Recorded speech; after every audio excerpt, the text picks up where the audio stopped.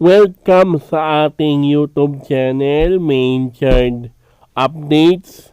For today's video, pag-usapan po natin ito nga pong mga sinabi ni na Romel Chica, Christopher Min, Wendell Alvarez sa kanilang online show na Showbiz Now na. Kasi noong nakaraang araw nga po ay muli po nilang pinag-usapan yung tungkol sa mga sinabi ni Maine Mendoza sa vlog ng Itbulaga noong panahon ng Kaliserie, di ba? Pinag-usapan po natin yung tungkol sa kung paano nagsimula ang Kaliserie, kung paano nagsimula or paano binuo or kung paano nagkakilala itong si Maine tsaka itong si Alden, di ba? At saka yung history ng Kaliserie muli po nilang pinag-usapan ng mga Dappercats noong buwan ng July, no? Tapos doon nga po sa sa last episode ng vlog ng Itbulaga, inamin doon ni Maine Mendoza na inamin niya kay Alden na mayroon daw siyang gusto kay Alden. Kaya lang si Alden daw po ang tumanggi, or si Alden daw yung ayaw, or yung sabihin na lang natin na siya yung, kasi sabi niya kapag umamin daw sila, sabihin na lang natin ganon, baka daw mawala yung magic ng Aldab. Yun daw yung sinabi ni Alden kay Maine. Kaya daw yung parang nadismaya itong si Maine, kasi nga parang noong panahon na yon nireject daw siya ni Alden, parang ganon. Yun po yung pinapalabas daw nila. Kasi inamin nga raw ni Maine kay Alden na mayroon daw siyang gusto, pero si Alden ang ayaw, di ba? Pero nakita naman natin mga kaaldab doon sa interview ni Alden kay Tito Boy Abunda, inamin naman daw ni Alden doon na in-love din siya at nahulog daw yung loob niya kay Maine, o na-in-love siya kay Maine, inamin niya doon. Tapos ngayon, inamin naman ni Maine dito sa vlog ng Itbulaga na mayroon din siyang gusto kay Alden. Tapos, yun nga po yung resulta. Pero, after nun, di ba, bigla nga pong biglang pumutok yung issue ng flood control project pagkalipas ng ilang buwan, diba? Tapos na sangkot or na damay yung pangalan ni Arjo Atayde doon sa flood control project, at yung mga sinabi raw ni Maine na pagtatanggol niya kay Arjo Atayde, ganito ganyan, marami daw yung nagalit kay Maine. Diba? Marami yung naging bashers ni Maine. Diba? Kaya lang, hindi ninyo alam ang totoong nangyari. Yung mga sinabi po namin noon pa sa mga vlogs po namin, na yung mga sinabi ni Maine sa vlog ng Itbulaga ay scripted ho yan. Scripted po yan. Pinag-anohan po nila yan, pinag-usapan po nila, or pinasabi ng ng mga scriptwriters po ng Itbulaga na yun nga, yung tungkol doon sa inamin daw ni Maine Mendoza, para po sa akin, scripted ho yung sinabi. Tandaan po natin yan, scripted po yung mga pinost ni Maine. Hindi po si Maine yung nagtanggol kay Arjo, kundi yung kanyang social media manager. Tandaan natin yan. Diba? Hindi po ganun magsalita si Maine. Tandaan po natin yan.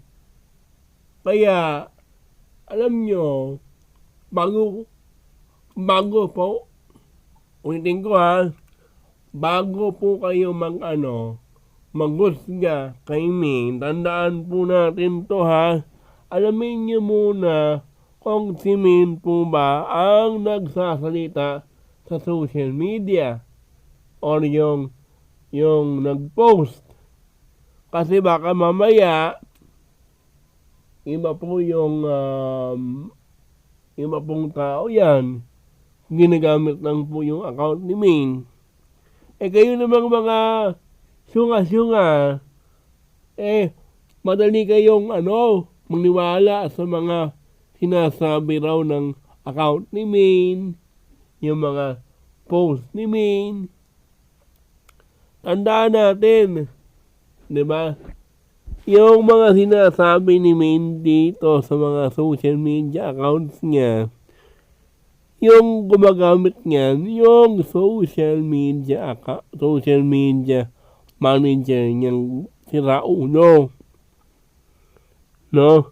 Tapos itong si Christopher Min, itong si Romel Chica, saka itong si Wendell Alvarez, hindi nila alam kung si Maine ba o yung social media manager ang nag-post. Banat no? Alamin nyo muna at i-verify nyo muna ng inyong mga social media managers dyan kung sino man ho ang may hawak ng account ng Showbiz Now na ang mga sinasabi ng mga host ninyo.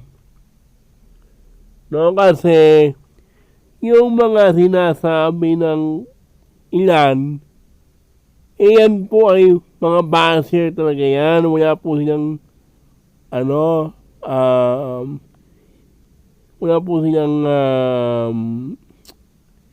sinasanto, mga kaaldab. Yan yung mga bastos na mga tao yan. Diba? Yan po yung kanilang ginagawa araw-araw, gumagawa ng mga issue. Pero yung mga sinabi po ni Alden o ni Maine dito nga po, no? Yun po ay scripted ho, yung kalahati nun. No? Yung iba po nun, totoo yung iba nun, totoo yun. Totoo po yung mga sinasabi doon. Pero pagdating dito sa last part ng vlog ng Itbulaga, dito natin nakitang scripted na po yung mga sinasabi nila. Kasi gusto nga po nilang masira ng tuluyan si Maine at saka itong si Alden dahil malaking tinik ito sa kanilang career, itong si Maine at saka itong si Alden. Tapos tayo pang mga Alden fans or kami pa ang sinasabihan ninyo na itong mga Alden fans na to dati Alden Nation sila. Ngayon barangay nilang or sitio ang yan po yung kanilang sinasabi sa atin or yung tawag sa atin o bansag sa atin, mga kaaldab, na yung mga aldab funds na yan, hindi na sila aldab nation ngayon, kundi barangay or sitio. Yan daw yung kanilang lait sa atin, mga kaaldab, dahil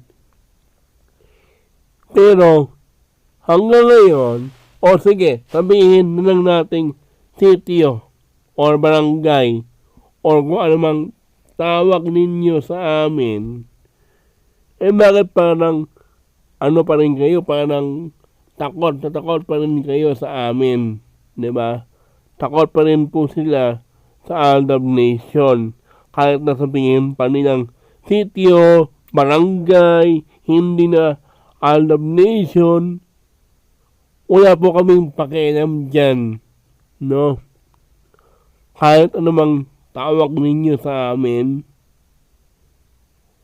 andito pa rin po kami para po kay Maine at kay Alden. Diba? Saan ka naman makakakita, no? Na noong nakaraang buwan pa yung issue na yan at ngayon, binabalik ninyo. Diba? Bakit? Hindi pa rin po ba kayo makamove on? Or wala lang kayong matapik ngayong araw na ito or sa mga noong nakaraang mga araw, wala kayong mapag-usapan or mapagkwentuhan, kaya ang topic nila ay sina Alden at saka itong si Maine. At tama nga naman, no, kasi gusto nilang masira itong si Maine. Kaya kung ano-ano ang sinasabi nilang mga mga masasakit na salita, no? Tapos ito pa mga kaaldab, itong si Wendell Alvarez, talagang literal na sinabing mayroon daw siyang mensahe para po kay Maine Mendoza. Ata hindi talaga yung kanilang sinasabi. Excuse me po, mga madam, hindi po kayo updated? Hindi po ba kayo hindi nyo ba alam yung mga sinasabi ninyo? Yung mga sinasabi ninyo, yan tayo ha. Dapat, wag ninyong indicate, wag ninyong sabihin na atake itong si Maine, dahil never pong naging atake itong si Maine. Kasi nga po, hindi naman sila tunay at hindi naman sila legit na mag-asawa. No? Peke po yan, peking mag-asawa sina Maine at saka itong si Arjo. O sige, sabihin na lang natin, totoo yung sinasabi ninyo. Bakit nadamay si Maine sa kalokohan ni Arjo? May sabihin, itong mga ginagawa ni Arjo na kesyo naghuhugas kamay itong si Arjo sa mga issue, yan yung taktika nila. Ginagamit po nila itong si Maine para lang sirain si Maine sa publiko. Kung masira man sila, dapat damay si Maine. Yun naman po talaga yung plano nila noon pa. Kaya nila ginagamit si Maine para sirain. Kung ngayon, ano yung inyong komento rito, mga kaaldab? Pasensya na po talaga sa boses ko.